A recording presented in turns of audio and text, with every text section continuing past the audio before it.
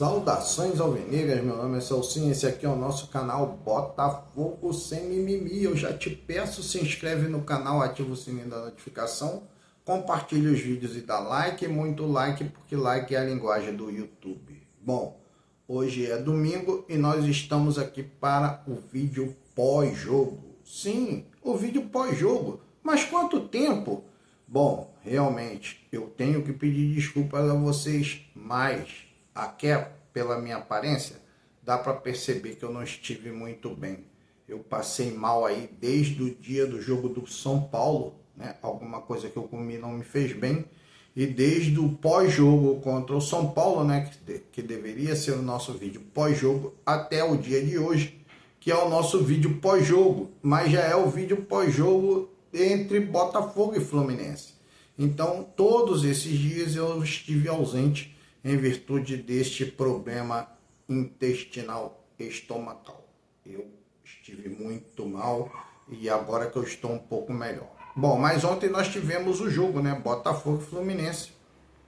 E vocês perceberam que o jogo foi muito truncado, né? Foi muito parelho, assim, vamos dizer, muito parelho. O Botafogo entrou com uma escalação modificada, o Fluminense também entrou com uma escalação modificada, e o fato dos dois times não terem aquele ritmo de jogo, correto? Não é que jogadores não sejam qualificados, mas o ritmo de jogo é fundamental para que possa haver fluidez, né, nas estratégias. E isso não foi possível em virtude da falta do ritmo de jogo. Você viu, o Fluminense ontem entrou com Germancano, o Fluminense não teve a sua dupla de zaga, o Fluminense teve ali no ataque ali, o Ganso não entrou, e assim houve uma boa modificação no seu elenco, né? naquele time que é o titular, né? O considerado titular. Da mesma forma o Botafogo entrou com o Matheus Ponte, que embora tenha sido o jogador mais utilizado, ficou algumas partidas de fora. O titular hoje parece que é o Vitinho. Então o Botafogo entrou com o Matheus Ponte, o Botafogo entrou com o Adrielson, que deu para ver nitidamente que a falta de ritmo, a falta de entrosamento, gerou no Adrielson desconforto muscular, tanto que ele saiu no segundo tempo, né, já no final do segundo tempo, por conta disso. Entrou também com o Marçal, o único titular, realmente titular da defesa foi o Alexander Barbosa. No meio campo entrou o Tietê, não deu aquela mesma movimentação do Marlon Freitas, que é o titular. E no ataque nós tivemos ali o Tiquinho, muito fora de forma, infelizmente, muito fora de forma, Tiquinho, muito sem ritmo. Eu acredito que inclusive está muito desanimado. Tiquinho, eu acredito que esteja muito desanimado.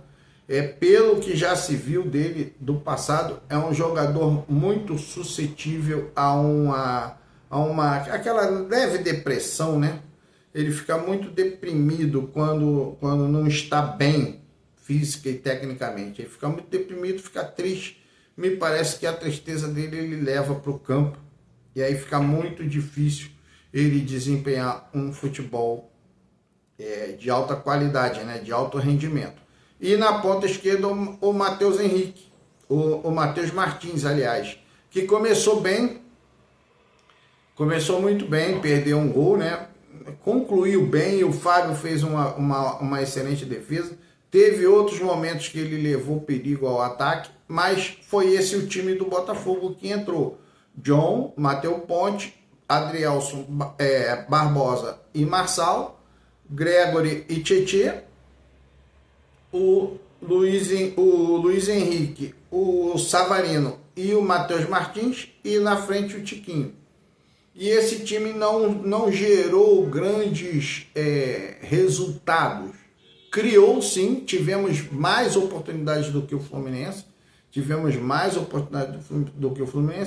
E o que foi importante, o que eu falo sempre para você, é a capacidade do Arthur Jorge de fazer uma leitura rápida do que está acontecendo no jogo e fazer as suas modificações. ele fez as modificações, colocou ali o Almada. O Almada, diferentemente do Savarino, o Savarino ele procura os passes mais laterais.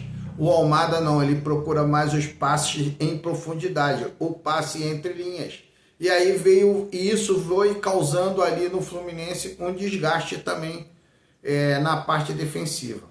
Eu até estou com dificuldade para falar por causa, né, do tempo que eu fiquei muito fraco. E aí eu estou até com um pouquinho de dificuldade para respirar. Eu peço desculpa a você. Bom, então, dentro desse aspecto, o Arthur Jorge começou a fazer as substituições. Ele retornou com Bastos, ele colocou ali o Alex Telles, tudo isso já no final do jogo, né?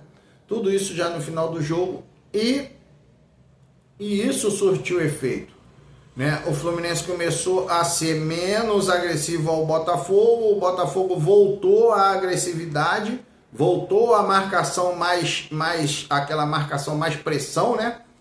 E foi levando o Fluminense para as cordas, lá para o final. E o Fluminense também teve que fazer a substituição, graças a Deus, né?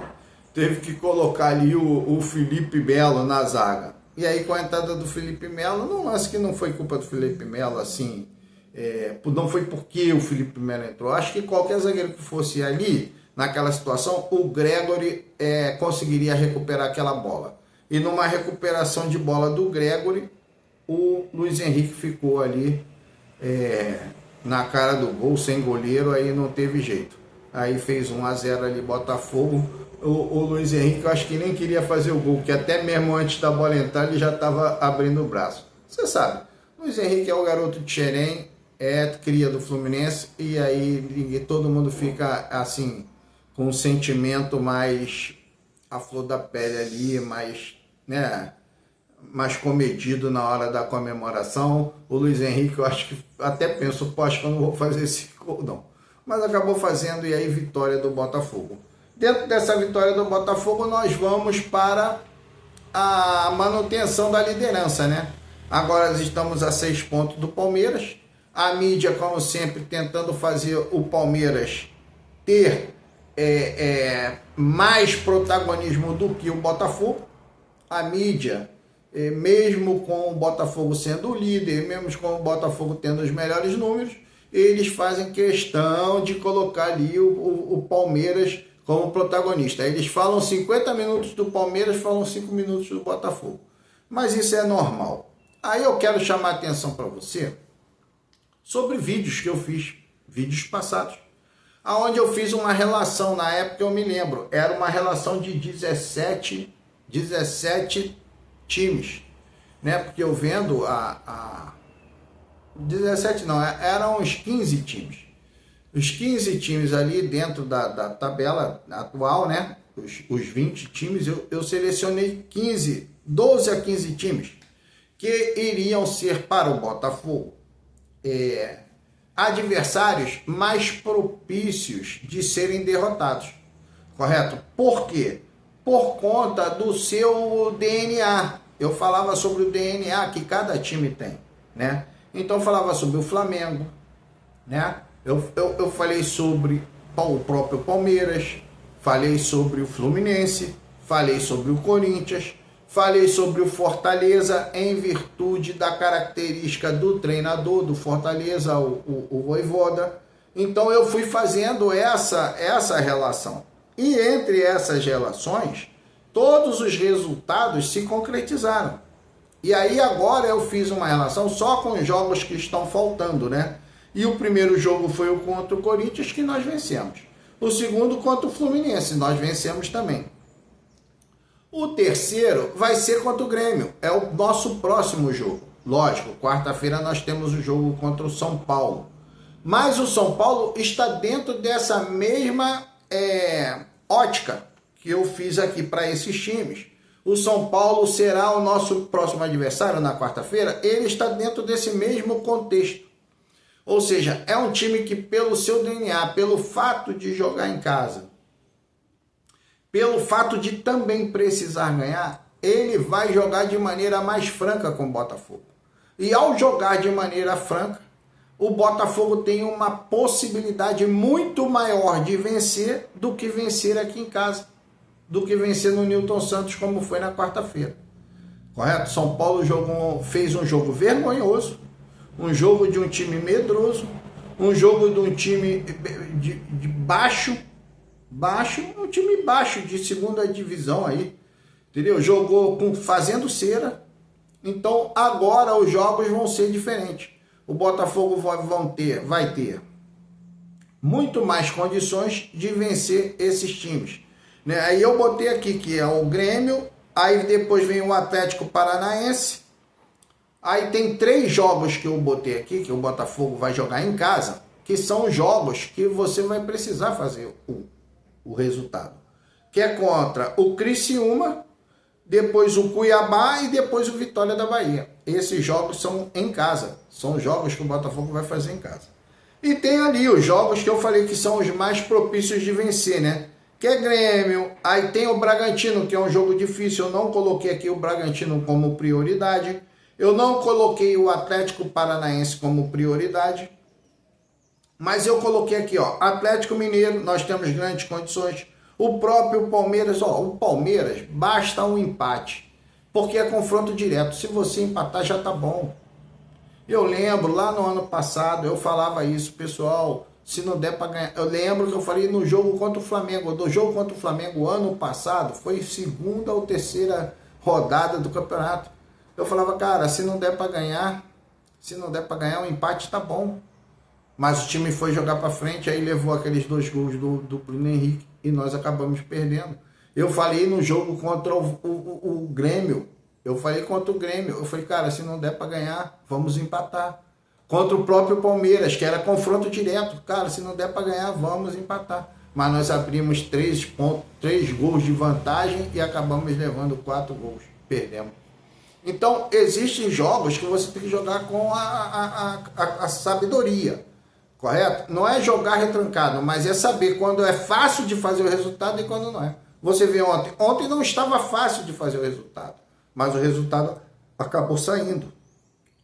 O importante é que você não seja ameaçado, e o Botafogo não foi ameaçado pelo Fluminense. Então, isso é que é o mais importante. Então, desses jogos, nós temos o Palmeiras, o Internacional e depois, por último, o São Paulo, que é em casa.